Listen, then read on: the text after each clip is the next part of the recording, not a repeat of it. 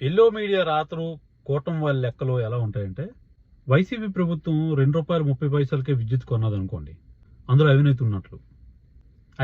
అదే కూటమి ప్రభుత్వం ₹4.30 కొన్నదనుకోండి, అందులో ఎటువంటి అవినీతి లేదు, ఎటువంటి అక్రమం లేదు.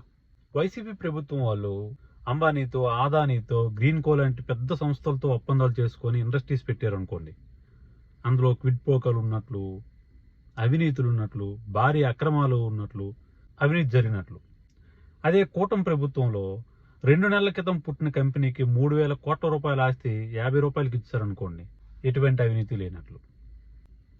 వైసీపీ ప్రభుత్వంలో పారదర్శకంగా ఎటువంటి అవినీతి లేకుండా క్యాస్ట్ ఇన్కమ్ సర్టిఫికేట్స్ కానీ, డెత్ బర్త్ లాంటి సర్టిఫికేట్స్ కానీ, 1Bలు కానీ ఇంటికి పట్టుకెళ్ళి ఇస్తే అందులో అవినీతి ఉన్నట్లు.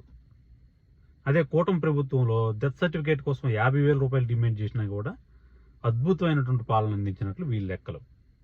వైసీపీ ప్రభుత్వంలో కుటుంబానికి కరెంటు బిల్లు 500 వచ్చిందనుకోండి, అధిక ధరలు అని చెప్పేసి గగ్గోలు పెట్టేవారు.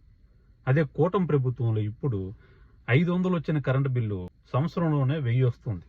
అయినా కూడా అద్భుతంగా పరిపాలన చేస్తున్నాడు చంద్రబాబు అని చెప్పి బాగా అలుగుతున్నారు. ఈ లెక్కలేంటో, ఈ మీడియా రాతలేంటో వాళ్ళకే అర్థం కావాలి.